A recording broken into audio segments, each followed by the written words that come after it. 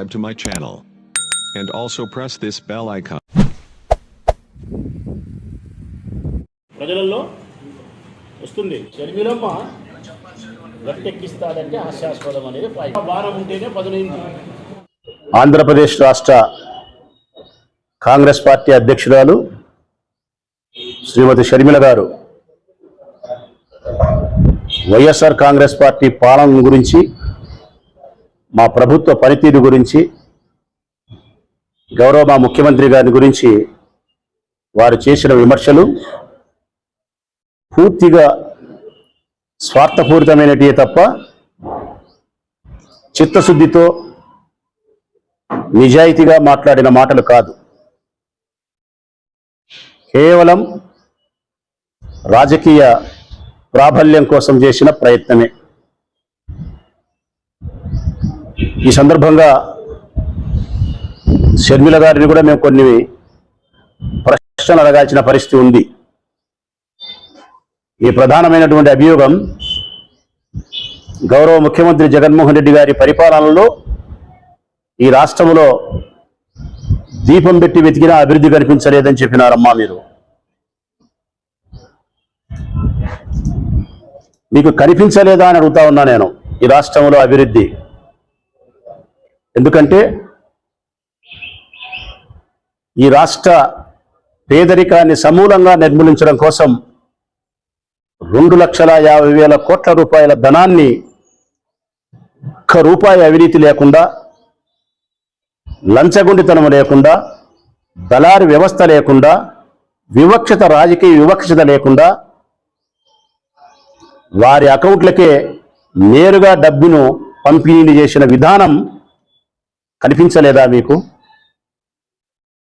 ఈ రాష్ట్రంలోని పేదరికాన్ని ఆలింగనం చేసుకున్నటువంటి ముఖ్యమంత్రి గారు మీకు కనిపించలేదా? పేదవాళ్ళను ఆదరించిన ఆ వైనం మీకు కనిపించలేదమ్మా షర్మిల గారు? నాడు నేడు మన బడి కింద ఈ రాష్ట్రంలో నుండి విద్యా విధానంలోనే సమూలమైన మార్పులు తెచ్చినారే, అది కనిపించలేదా? 24,000 కోట్ల రూపాయలు డాక్రా రుణాలను మహిళలకు చెల్లించినటువంటి ఆర్థిక స్త్రీల యొక్క స్వాలంబన మీకు కనిపించలేదా? గ్రామ గ్రామాన వెలిసిన రైతు భరోసా కేంద్రాలు, గ్రామ గ్రామాన వెలిసినటువంటి సచివాలయాలు, గ్రామ గ్రామాన వెలిసిన నాడు నేడు మన బడి కింద స్కూళ్ళ యొక్క మౌలిక వసతులు, ప్రతి నియోజకవర్గంలో వేసిన వ్యవసాయం కోసం ఇంటిగ్రేటెడ్ ల్యాబులు, ఇవన్నీ మీకు కనిపించలేదా? ఈ అభివృద్ధికి ఆనవాళ్ళు కాదంటారా?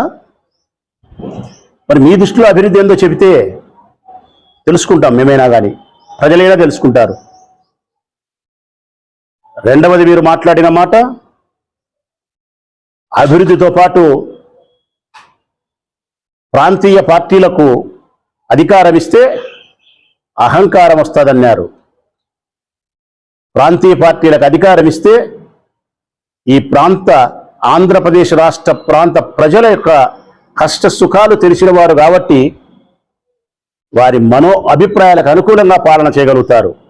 మీ ఢిల్లీ పెద్దల్లాగా కాకుండా ప్రొద్దుటూరు పట్టణ ప్రజలకు ఏమవసరాలో, ప్రొద్దుటూరు పట్టణ ప్రజల యొక్క మనోగతం ఎట్టుంటుందో, వీరి సాంప్రదాయాల సంస్కృతి ఏముంటుందో జగన్కు తెలిసినంత బాగా బీజేపీ వారికి కానీ కాంగ్రెస్ పార్టీ వారికి కానీ తెలియదు. మరొకటి కూడా మీకు చెప్పాల్సినటువంటి బాధ్యత మాపై ఉంది. నేను ఎవరు వదిలిన బాణాన్ని కాదన్నారు మీరు. ఒకప్పుడు జగనన్న వదిలిన బాణాన్ని అన్నారు మీరు. మీకు స్పష్టంగా తమరి చెప్పాలనుకుంటున్నా నేను.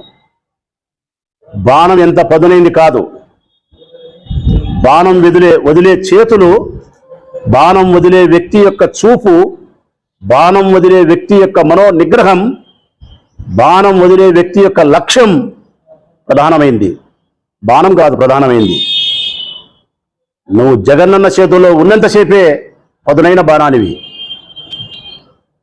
జగనన్న చేతుల్లో నుంచి మరొకరి చేతులోకి పోయిన తర్వాత నీ బాణం పదును తగ్గుతుంది, లక్ష్యాన్ని భేదించలేవు.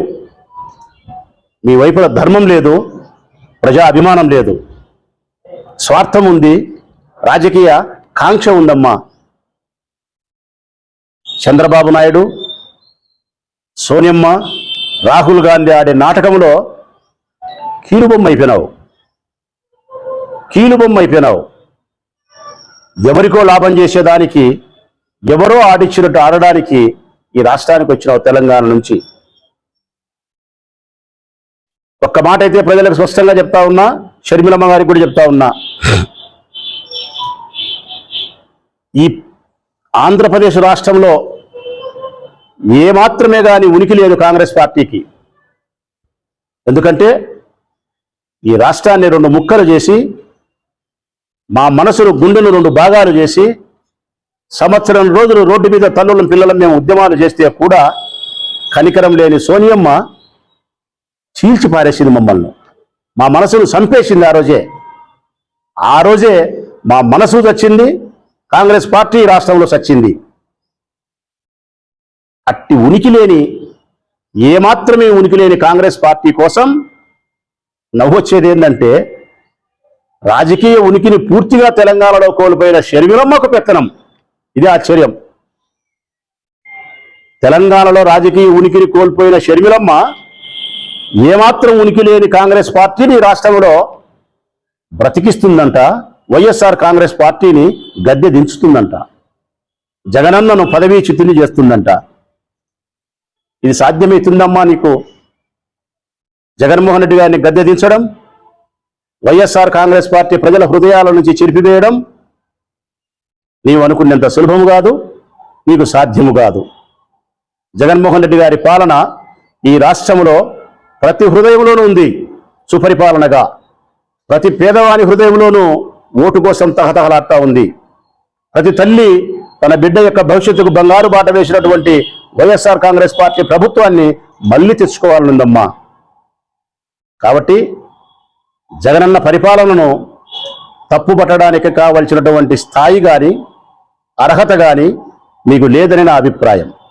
జగనన్న ప్రభుత్వాన్ని గద్దె దించడానికి కావాల్సిన శక్తి సామర్థ్యాలు మీ దగ్గర లేఖమెంతైనా లేదనేది నా వ్యక్తిగతమైనటువంటి ప్రస్ఫుటమైనటువంటి అభిప్రాయం. నిన్ను మేము కాంగ్రెస్ పార్టీ ఆంధ్రప్రదేశ్ రాష్ట్ర అధ్యక్షురాలుగా మాత్రమే చూస్తాం. నేటి నుంచి రాజశేఖర రెడ్డి బిడ్డగా మేము చూడదలుచుకోలేదు. ఇక రాజశేఖర రెడ్డి రక్తానికి మీరు నష్టం చేసే ప్రయత్నం చేస్తూ ఉన్నారు. రాజశేఖర రెడ్డి కుటుంబాన్ని రాసి రంపాన పెట్టినటువంటి సోనియమ్మ చెంత మీరు చేరినారు. మాకు బాధ ఉందమ్మా. రాజశేఖర రెడ్డి ప్రేమించే మాకు సోనియా గాంధీ కుటుంబం పైన వ్యతిరేకత తీవ్రంగా ఉంది. మాకు కారణం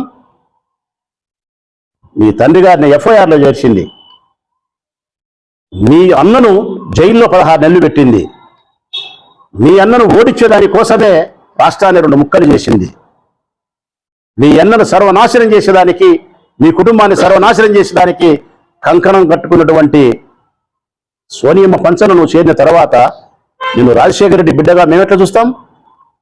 చూడలేం. రాజశేఖర రెడ్డి బిడ్డగా కంటే కూడా నిన్ను సోనియమ్మ పెంపుడు కూతురుగా చూడాల్సి వస్తుంది. ఇక నేటి నుంచి మేము కాంగ్రెస్ పార్టీ అధ్యక్షురాలుగా మాత్రమే నిన్ను మేము చూస్తాం. నేటి నుంచి వైఎస్ఆర్ కాంగ్రెస్ పార్టీ పైన మీరు చేసే ప్రతి విమర్శకు సమాధానం మా వైపు నుంచి గౌరవప్రదంగా ఉంటుందనే విషయాన్ని సవినయంగా తెలియజేస్తా ఉన్నాం. కాంగ్రెస్ పార్టీ ఏ ముఖం పెట్టుకొని ఓట్లు అడుగుతుంది? కాంగ్రెస్ పార్టీకి ఎందుకు ప్రజలు ఓట్లేస్తారు? రాజశేఖర రెడ్డి గారిని ఎఫ్ఐఆర్లో చేర్చినందుకు వేయాలనా? జగన్మోహన్ రెడ్డి గారు అన్యాయంగా 16 నెలలు జైల్లో పెట్టినందుకు వేయాలనా? ఈ రాష్ట్రాన్ని 2 ముక్కలు చేసి విభజన చేసినందుకు ఓట్లేయాలనా అని అడిగిన షర్మిలమ్మే ఈరోజు కాంగ్రెస్ పార్టీనే ఈ దేశానికి దిక్కు, కాంగ్రెస్ పార్టీ ఈ రాష్ట్రానికి ఆశా దీపం అని చెబితే 2 నాలుకల మీ ధోరణి ఏమనుకోవాలా? మేము మిమ్మల్ని స్వార్థం అనుకోవాలనా లేకుంటే సంఘ సేవకురాలు అనుకోవాలనా? ప్రజలే నిర్ణయిస్తారు. స్వార్థపూరితమైన ఆలోచనలే.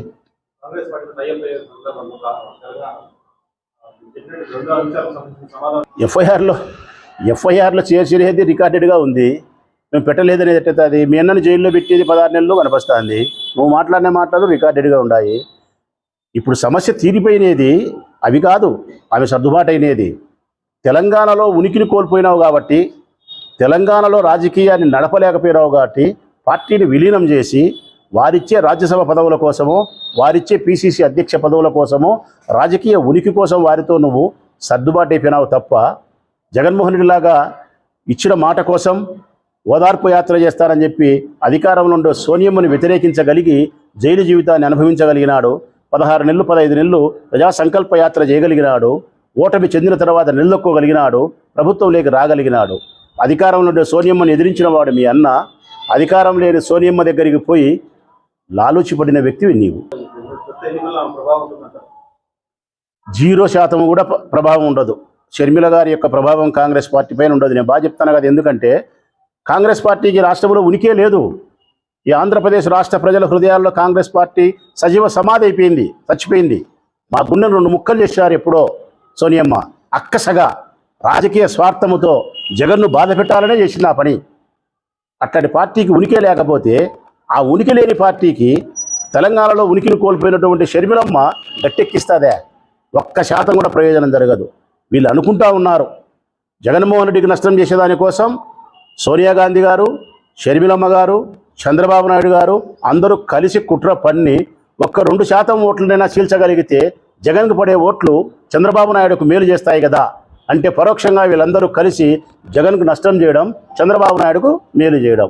ఇది చివరికి ఏమవుతుందంటే మీరందరూ కలిసే కొద్దీ Congress party, Janasena party, Telugu Desam party, షర్మిలమ్మ, కమ్యూనిస్టులు అందరూ కలిసి ఒక్క మంచి పరిపాలన చేసినటువంటి వారి ఇంటి బిడ్డ జగన్మోహన్ రెడ్డి మీదకి వచ్చినప్పుడు ప్రజలలో తిరుగుబాటు వస్తుంది. మీ అందరిపైన ప్రజలలో గొప్ప విప్లవం వస్తుంది.